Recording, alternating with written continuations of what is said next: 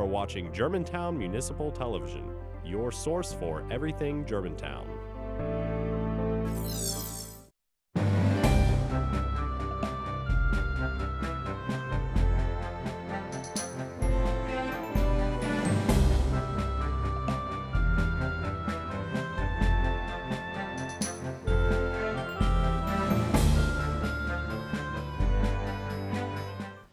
Hello, and welcome to MidSouth Matters on Germantown Municipal Television. I'm your host, Ruth Dunning. My guest today is Stephanie Shine.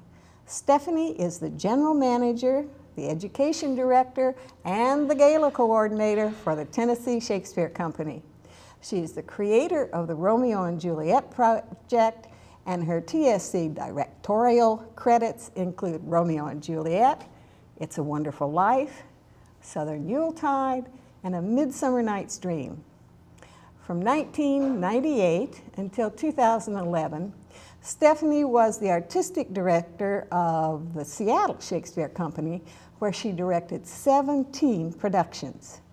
Stephanie is a graduate of both the Pacific Conservatory of the Performing Arts and the University of Washington's Professional Actor Training Program. Finally, she is the wife of Dan McClary, the founder and artistic director of the Tennessee Shakespeare Company. Additionally, she has 2 grown children plus 5-year-old twin boys. She is one very busy lady. And we're going to talk first about the Romeo and Juliet project. So tell us about that. The Romeo and Juliet project was inspired by a challenge that Mayor A.C. Wharton gave to arts groups about 4 years ago. He wanted to know if art groups could look outside the box and perhaps come up with a way to deal with teen violence. Violence being a problem for us in Memphis. And I guess it bleeds into Germantown. So we looked at a play that was in the curriculum. It's in the 9th grade curriculum. Everywhere. Everywhere. Mm-hmm. And it deals so much with violence and about characters who are the age of the very children that are learning Romeo and Juliet at that time. They're all about 14, 15 years old.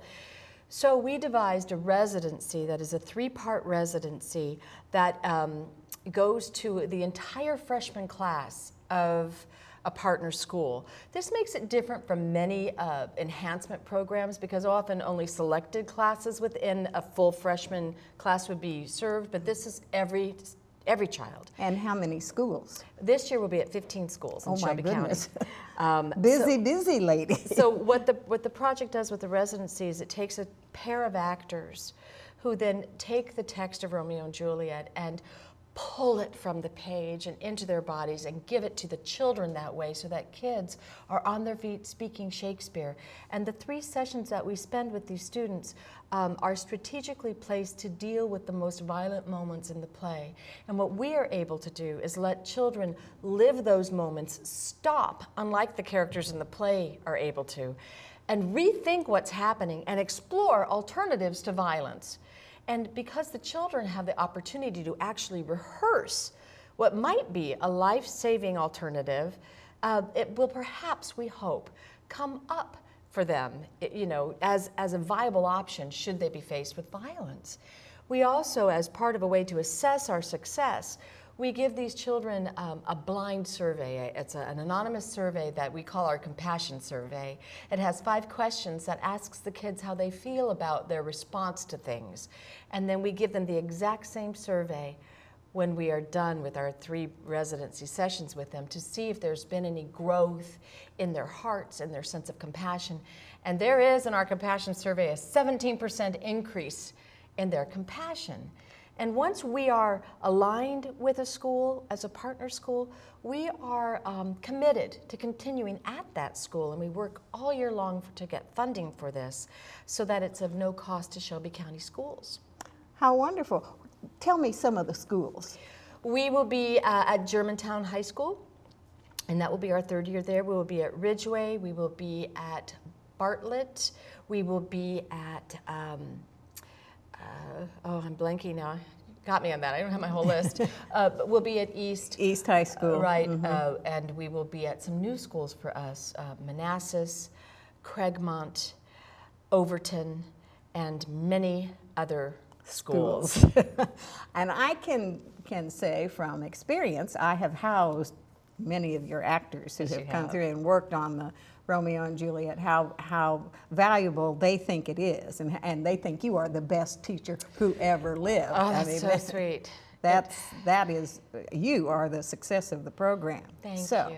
It's really life-changing work. And one of the schools, Shelby County schools, that people don't know about that I'm very happy we're with, is the Hope Academy, which is actually the Shelby County school that lives above the juvenile court. It's the detention center, so we actually get to work with detained youth as well. Oh, wonderful. Now, tell me another program that you have, and we have a slide of this. It's you teaching some wonderful things. Yes, we do a series. I think, didn't we call this slide 1A, perhaps? If slide 1A, yes, this is a play shop. We do play shops. So thinking that Shakespeare was a playwright who wrote for players and they performed in playhouses. So the idea of a workshop isn't quite right for us. We have play shops at Tennessee Shakespeare Company. Everything we do is interactive. We believe the best way you can get young people excited about Shakespeare is to let them do it in some way. And so the slide that you're referring to, that's a dance class, Elizabethan period movement and dance, which is actually much more exciting than it might sound. So within this class, students are able to learn some of the dances, and dancing was a hot commodity in Shakespeare's lifetime. Lots of really good things happened out of dances, marriages, etc. So they get to learn how to do several different dances, as well as bow and curtsy, and understand what it feels like physically to be a part of a court and the different statuses that would exist within it. So it has some great social repercussions for them when they learn to recognize such things in their own lives. How wonderful is that?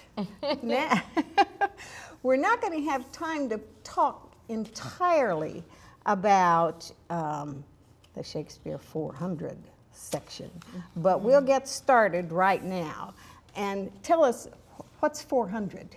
400 this year, actually next year, in 2016, is the 400th anniversary of Shakespeare leaving this earth, of no longer being mortal. Of his death, not his birth. Yes, but I just don't like to say that because it sounds morbid. And I think our celebration is that 400 years after this man left us, shed his mortal coils, that we are still so involved in his work, and that Shakespeare to this day remains the most produced playwright in the world. 400 years, there's nothing quite like it. Nothing at all can match it. So in the feast, the 400 celebration, the feast, the Tennessee Shakespeare Company is going to undergo 6 play readings. These are staged readings, which means the actors have had the script in hand for about 10-12 hours of rehearsal, which is nothing. Nothing, yes. And at the Hunt and Polo Club, which is a fun place to go, we will have either brunch or we will have dinner, depending on what day one might come. And our patrons will have the opportunity, after dining at the lovely Hunt and Polo Club, to see a company of actors in very Shakespearean fashion read a play of Shakespeare's. But now it's a reduced play, isn't it? It's not. These will be edited to 2 hours. Most of Shakespeare is edited at this point. Yes. Oh yes. Shakespeare promised us a 2 hours traffic on this stage. He says that to us over and over again, but it's very hard for us nowadays to come in under that without judicious and helpful editing of a text. Helpful sometimes. Very helpful. Yes. Just sort of streamlines the story. We will be back in just a moment. We have to take a short break. More with Stephanie Shine when we return. Please stay with us.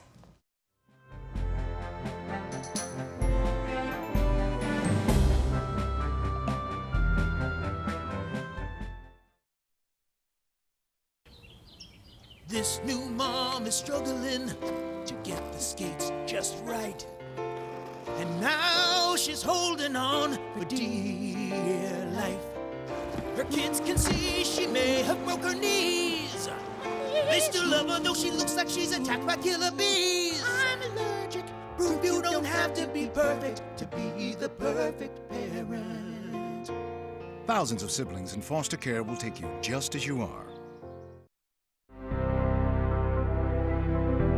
You are watching Germantown Municipal Television, your source for everything Germantown. Welcome back to MidSouth Matters. We are joined by Tennessee Shakespeare Company's Stephanie Shine. And we're talking about the 400th anniversary of Shakespeare's death. I know you don't like that word. Yes.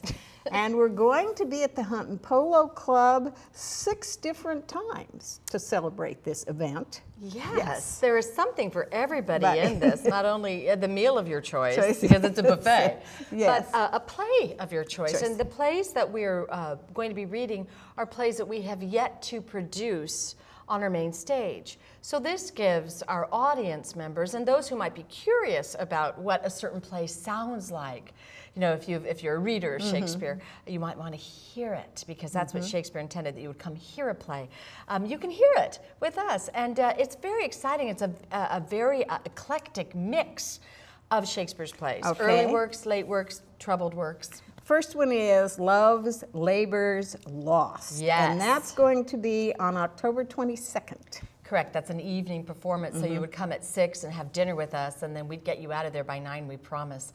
But Love's Labor's Lost is a play that is not produced often and has much more merit to it than it is often ascribed. It is really lovely about, do you know this story? Oh, yes. Oh, good, of course you do.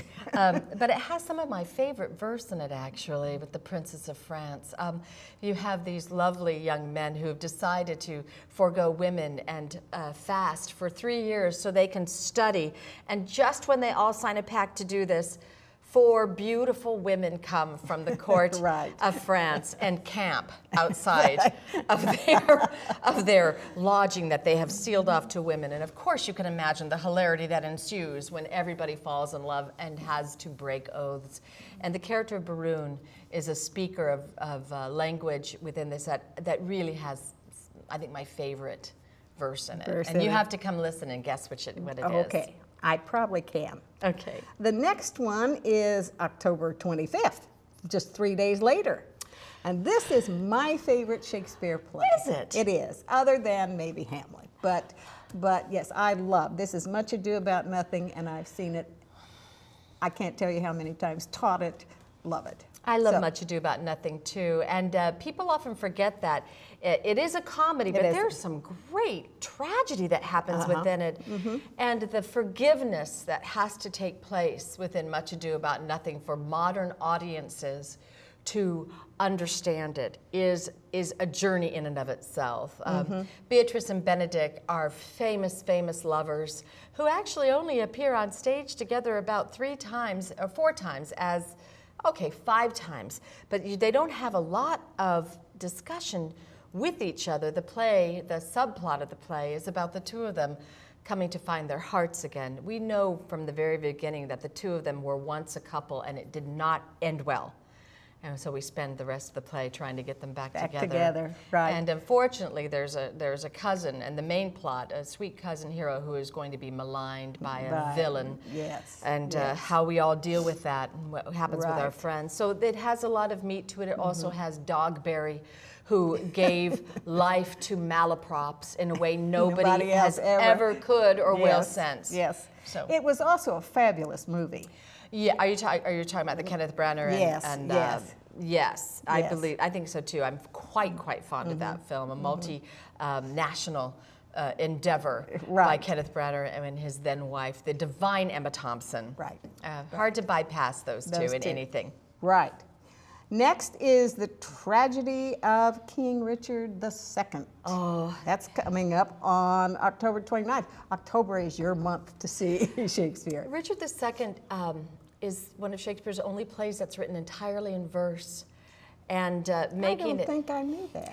And it makes it reach to a level of poetry that some of his all of his plays are poetic, but this takes it into a new place. And the journey of a king who is going to be usurped and what he goes through and the realizations that take place. Come sit upon the ground and let us talk about the death of kings. Glorious language that you will recognize and not be aware that it comes from here. As Richard II is usurped by his first cousin Henry of Bolingbroke, who would then be Henry IV. What's fun about our audience members getting to listen to Richard II is that at the end of the season, I know we'll get to this, we are getting to the end of that first tetralogy of Shakespeare plays, finishing it with Henry V. So you will see the beginning and the end. Very good. Then we get the Merry Wives of Windsor. Finally, we're into November. We are into November. And the Merry Wives of Windsor was a play that is reportedly written at Queen Elizabeth's behest. She fell in love with the character of Sir John Falstaff in the Henry IV Part 1 plays, which are the two plays we are not doing this year that would sit between Richard II and Henry V. Falstaff is a character that is completely of Shakespeare's imagination and is been noted by who wrote that wonderful book about the invention of the human? Harold Bloom. That Falstaff is the great human creation. And I think I might be there with him on that. I think I can see it. But Falstaff was so beloved by Queen Elizabeth that she asked for him to appear again, even though he doesn't make it through the end of Henry IV Part 1. So he revives him and puts him in a domestic comedy. So this is one of the only comedies Shakespeare writes that takes place specifically in a place we know of. And that would be Windsor, which of course is where the Queen has a palace in Windsor. So it is indeed the Merry Wives of Windsor. And John Falstaff, being a bit of a lecher, woos two women who are best friends, and we get to see how that comes out. He has a great reckoning, Sir John Falstaff. Now, Coriolanus is very hard to pronounce. This I read in college and not since, and that's been a day or two. Coriolanus is a play. It's funny, when you spend your life in Shakespeare, some plays, for some reason or other, you happen to see a lot. I've actually seen this play several times, and there are others I've not seen, still to this day. But Henry VI Part 3, I've never seen it. But Coriolanus I have seen. Coriolanus is one of Shakespeare's Roman plays, and it really deals with what happens when a man has to bend his own ethics for political means, and what happens with that. Oh, it's very topical. It is very topical, and it's quite, those Romans with that first democracy are trying so hard to have one. What they do with that, it is shocking how similar you will feel these things are in what is going to be, as we are about to really hit the political scene with our presidential campaign coming up. Yes. It will feel very timely and shocking and modern all at the same time. The last one we'll get to when we come back. Okay. We'll continue our discussion with Stephanie Shine after this short break. Stay with us.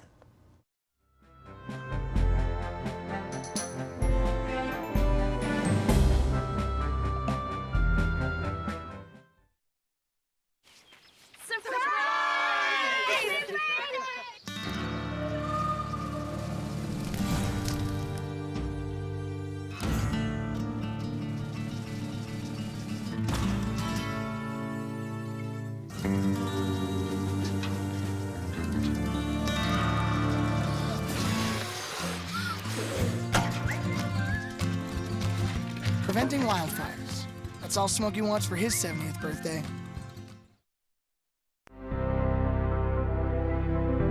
You are watching Germantown Municipal Television, your source for everything Germantown. Hello, and welcome back. Among other things, we're discussing Tennessee Shakespeare's Romeo and Juliet project. We are now talking about the 400th year anniversary of Shakespeare's demise. Still not a pretty word. And we have one more, the sixth one of these. This is The Comedy of Errors, is the first Shakespeare play I ever taught. Oh. So I have fond memories of it. I'm really fond of it too, and it's sometimes written off as being just a very silly comedy, but boy, it is where slapstick comes into play, and you will hear within this play where the roots of modern vaudeville, even though vaudeville's not modern anymore, but you will hear routines out of the mouths of these Shakespearean characters that are very reminiscent of Abbott and Costello. You'll hear who's on first, what's on second. You're going to hear it right in this play, something very similar to it, that same sort of clipping, and this wonderful tale of not one pair of twins, but two pair of identical twins who have been separated at birth, because Shakespeare, who took this from the Menachai, that was his base story, he of course has to make it his own, as he does everything, which is why we still do Shakespeare 400 years. It's not that his expensive ascension. to go to these. No, these are $57 with dinner. It's a bargain. Dinner is Dinner and a included. plate. Yes. Right. So it's a terrifically fun evening, and so sweet and silly, and yet there are some reunions that take place that are quite heart-wrenching and moving, that will surprise you. But that's why Shakespeare is who Shakespeare is, because that's what he does. Surprises you at every moment. And we have two full-length plays coming up. We do. One tragedy, one history, and one amusing. Amusing. I love that you said that, because All's Well That Ends Well is noted as a comedy, a late play of Shakespeare's, and yet the story within it, he borrows very heavily from Boccaccio in this, because there's within it a bed trick. Famous thing where you set somebody up to think you're sleeping with some person, but really they're sleeping with another one. This one is fine because he ends up really sleeping with his wife. That's fortunate. Yeah. Yes. Yes, there's nothing bad going on here. He's just it's really his wife that he's sleeping with. But with this, you have a beautiful tale of a young woman, probably one of the most unsung, glorious heroines in a Shakespeare play. I mean, she's got such a hero journey, this young orphan who is able to save a king through her departed father's alchemy and the lessons that he taught her, and then is awarded as a prize for that any man she would want to marry. She knows she's of a lower class, but she's been raised in the court of Rousillon and has fallen in love with her childhood friend, Bertram. She chooses Bertram, and Bertram doesn't know he loves her. All he can see is the class difference. And then he leaves immediately France to go to Italy to fight in the war there. He'd rather be in a war and perhaps be killed than face a marriage not of his own choosing and of a different class. And so both these young people go on a journey to find a togetherness that is quite stunning and full of grace. Such infinite grace. And with Helena, we learn, she's got a beautiful line. She says, "Our remedies oft in ourselves do lie." And I think about that all the time now. Whenever I am feeling, like I can't figure something out, I think, wait a minute, our remedies oft in ourselves do lie. It's in there somewhere. So it's a wonderful thing, especially for young women to experience. So I hope you'll all come out for that one. Right. Then we have finally Henry V. Henry V is one of my top favorite 5 plays. You can't really ever have one favorite play, I don't think. I think the play that you are working on is always one of your favorites, and then however mood you're in, there's a play for that mood. But Henry V, I have long been in love with. I encountered it first on stage and then saw a wonderful movie version of it that I actually is one of my favorite movie versions of any play. And that would be Kenneth Branagh, once again, and Emma Thompson in the 1990 marvelous Henry V. But in this, we see young man. We have fallen in love with Prince Hal in the first 2 Henry IV plays, but now he's the king. And he's got to somehow or another settle the civil strife that is still happening in his own country, because he is the son of a usurper.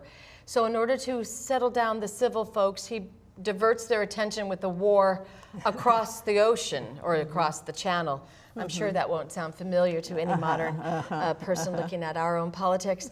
But Henry V learns how to become a ruler and a leader, and we watch it happen. And then he becomes a wooer and a husband, and we watch it happen, and we see his own humility in some glorious moments. His moments before the Battle of Agincourt, which is a battle that has always just sparked my romantic sense of what a battle might be, which is of course not the blood, but the part where the English are outnumbered 6-1. There's not a chance in the world that they're going to win at the Battle of Agincourt. And you see, and that's the Battle of Agincourt speech is the great it's one speech. of the great, Yeah. today is the Feast of Crispian. And, Yeah. such a, we few, we happy few, we band of brothers. Right. It's a speech meant to encourage and also bring tears to anybody who might ever hear it, and it will. So with this, the Battle of Agincourt, and Henry the night before, having something very similar of a pass me by, please, if you can, pass this cup by, when he says, not today, oh please, not today, don't let my men die today. The full person picture of a king is so beautiful with Henry V. So one of my favorite plays, I'm so excited we're going to be doing it. I can never get enough of Henry V. Very good. And this is in June. Yes. We've skipped all the way up to June. We have. Now, we forgot to say when All's Well is. Thank you. All's Well is our Christmas gift to the community in honor of the wonderful Barbara B. Apperson. It will be at the Dixon Gallery and Gardens. So come spend Christmas with us there. That's always been a fabulous intimate event. venue. We can only Yes. seat 150, so it's Shakespeare close up and personal. Right. And right. Henry V will be our second year in partnership with the University of Memphis, so we will be it'll on the be main at stage. the Big Red Theater. The Big Red Theater, the main Yes. stage. Yes. So that's it. Our time's up. And I want to thank you at home and thank Stephanie for joining us today on MidSouth Matters. You can purchase tickets to any of these productions or events by calling 901-759-0604 from 4 a.m. to 5 p.m. 4 a.m.? No. No, what did I say? 4 a.m. 9 a.m. We No, won't be we there. don't. We won't be there at 4 a.m. 9 a.m. to 5 p.m. This includes the 400, the Shakespeare Feast, the Literary Salon, which we didn't get to talk about. That's a discussion of Ernest Hemingway. That'll be in the spring. All's Well That Ends Well, the Shakespeare Gala that we didn't have time to. We need to have 2 or 3 more Told you we're a shows. two-parter. The Shakespeare Gala, as I said, and Henry V. If you have any questions about this or any other show on Germantown Municipal Television, or if you'd like to watch our programming, visit GMTVonline.org. You can also follow the station on Facebook and YouTube. Thanks again for watching, and we'll see you next time on MidSouth Matters.